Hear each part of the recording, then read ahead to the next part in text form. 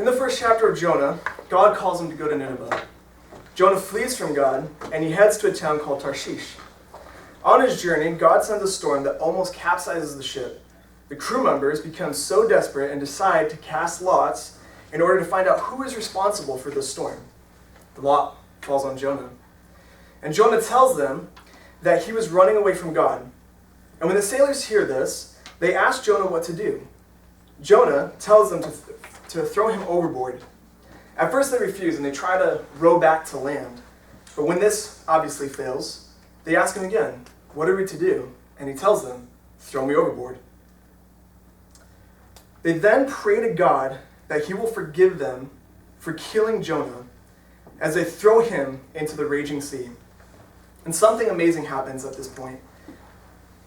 When Jonah hits the water, it says that the storm ceased immediately.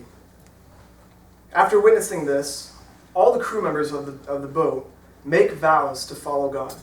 They become believers in God.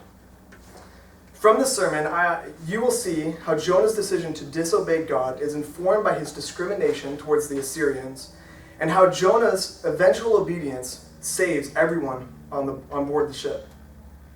And the one thing I want you to take away from this sermon is, we have a calling to serve everyone, not just the ones we get along with. Jonah is called by God to go to Nineveh, but instead, he flees in the most literal opposite direction that he possibly could go. Jonah refused to go to Nineveh, but why? Why is Jonah so reluctant to go and preach to these people? Different scholars have different opinions on this question. In order to answer this question, we must first understand the historical context of what is happening around this time. You see, before Jonah is called to go to Nineveh, which is the capital of Assyria, the Assyrians had become the dominant nation at that time. They had become the world power. Everywhere they went, they destroyed its existing government and exiled the people from the land, and led them away with fish hooks in their mouths and their noses. The Israelites were no exception to this rule. The Assyrians had come and overthrown the Israelites and exiled them and brutalized them. So some scholars will say that the reason why Jonah flees from God is out of fear. Fear that if he goes to Nineveh and starts preaching against them because of their sin, they would kill him, not only because he's an Israelite, but he's also an Israelite calling them out on their sin. However, I take a different opinion. I believe Jonah's fleeing is motivated not by fear, but by something else. Jonah, being a prophet of God, knows, at least in part, some of God's attributes. While God is righteous and just and not afraid to wipe out wicked people because of their sin, he is also merciful and forgiving. And I believe that Jonah flees from God because he doesn't want these people to be saved.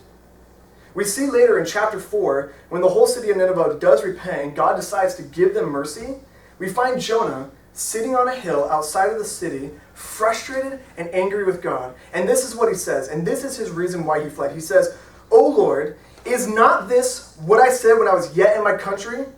That is why I made haste to flee to Tarshish, for I knew that you are a gracious God and merciful, slow to anger, and abounding in steadfast love, and relenting from disaster." Jonah flees from God because he knows that God will pour mercy on these people if they repent. In Jonah's anger and pride, he flees in the opposite direction of Nineveh. And this is all because Jonah senses that God will have mercy upon the Assyrians if they repent. Why would this keep Jonah from going? Why wouldn't God's potential mercy on the Assyrians keep Jonah from going? It's because of his hatred towards them. Jonah clearly hates these people. You may be asking yourself, where does it say that in the text? And I'll be the first to tell you that it doesn't directly say it. But let's think about this for a second. Jonah knows that these people are about to experience the full wrath of God. He knows that God is about to wipe them from the face of the earth. However, he also knows, as we've established, that there is a real possibility for God to show them mercy if they repent. So how much would he have to hate them to not go and tell them? How much would he have to hate them to remove himself so far away that they are not even warned about their coming destruction? And to a degree, we can understand Jonah's hatreds toward them. God telling Jonah to go and preach to the Assyrians would be like someone telling a Jew to go and preach to the Nazis in World War II. It would be absolutely unthinkable for anyone to ask a Jew to go and do this, and yet this is what God is telling Jonah to do. And there comes a point in this story where we finally see Jonah obey. He finally submits to God, and when he finally comes to this point, something amazing happens. It's when he's thrown into the water, and the storm becomes calm, and the sailors become believers. Jonah had to come to a place of obedience, and it's only when he comes to this place that the sailors experience God. When he chooses to obey, they become God-fearers. And later on, when Jonah is tossed into the shore, if you will, we see that his obedience continues, and he travels into the city proclaiming the message that God gives him. And we see that because of this message, the entire city begins to repent, and God shows them mercy. You know, when Jesus was in the Garden of Gethsemane, on the night that he was to be arrested, he prayed, "My Father, if it be possible, let this cup pass from me. Nevertheless, not as I will, but as you will." Certainly, we can see that there is a sense of hesitancy, a sense of reluctance in Jesus' words, and yet he submits to the will of his Father. He places his trust in the will of God, and this act of submission, this act of obedience, opened the door for mankind to be reconciled to God. It's this act of submission, this act of obedience that I want you guys to pay attention to. Everyone in this room is going to participate in ministry in one way or another. But regardless of your future role or your current role in ministry, we have a clear command as Christians to love and serve others and to preach the gospel. Jesus summarized the whole law by saying, love God and love others. And in his ministry, he came and served and loved everyone, and he also gave us the Great Commission. It's tempting for us to think that our ministry will be filled only with good relationships and people that will respect and listen to us and follow our advice and will never argue with us. But as anyone who's been in the ministry for longer than a year can tell you, this is not the case. There are those, and there will be those, that will simply not get along with you. And I think it's safe to say that even now, we can think of someone or of multiple people that we don't get along with, or maybe who have even hurt us. Do we not avoid these people? Do we not go out of our way to avoid conversations with these people? From a cultural perspective, maybe you only hang out with Christians and listen to Christian music. Maybe you do go and do secular things, but only with Christian people.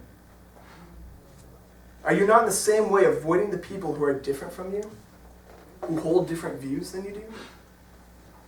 And because of these differences, these walls, we don't love and serve others, and we don't share the gospel with others. In a video by Payne, from Penn and Teller, a staunch atheist and a magician, he said, this is what he said. He said, "How much do you have to hate someone to believe in everlasting life and not tell them?" His words remind me of Jonah's attitude towards the Assyrians. When we don't share the gospel with people who are different from us or who have hurt us in some way, we are actually conveying hate towards them. Because we are basically saying, your soul is not worth my time. My point with all of this is we actually act like Jonah more than we care to admit. We build up walls against people who have hurt us or who might hurt us, or maybe you have built up walls against those who are just different than you. A good way to test this for yourself is to honestly see if you have ever thought something along the lines of, I can't believe they do blank. I would never do blank. I can't believe Bruce Jenner would change his gender to become a woman. I would never do that. That's disgusting. But don't get me wrong. I'm not condoning Bruce Jenner getting a sex change. But what I am getting at is we all have something in the back of our minds that we consider to be too far. It could be rape, sex outside of marriage, murder, drinking alcohol, doing drugs, going to raves, being homeless.